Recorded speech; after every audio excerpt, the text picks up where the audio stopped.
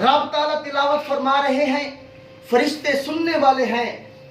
کیسی عظیم وہ گھڑی ہوگی جب رب تعالیٰ قرآن مجید کی سورت یاسین تلاوت فرما رہے ہیں اور فرشتے سن رہے ہیں۔ تو جب رب تعالیٰ نے سورت یاسین کی تلاوت فرما چکے تو فرشتوں کی زبان سے یہ 3 کلمات نکلے۔ پہلا کلمہ کہ کتنی مقدس ہوں گی، کتنا عظیم، کتنا مقدس ہوگا وہ نبی جس پر یہ قرآن مجید اترے گا۔ دوسرا جملہ کتنی مقدس ہوگی وہ امت جس کے حصے میں یہ قرآن کریم آئے گا۔ کتنے مقدس ہوں گے وہ سینے جن میں یہ قرآن کریم الحمدللہ سے لے کر والناس تک سارے کا سارا قرآن کریم محفوظ ہوگا۔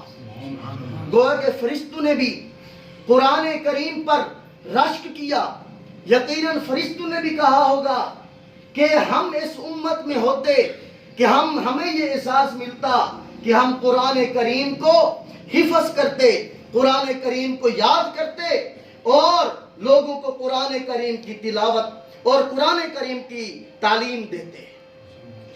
حضرت امام ابو حنیفہ رحمۃ اللہ علیہ سے کسی نے پوچھا کہ امام صاحب قرآن کریم کی عظمت و شان تو بتاؤ۔ حضرت امام ابو حنیفہ رحمۃ اللہ علیہ نے فرمایا قرآن کریم بڑی مقدس کتاب ہے،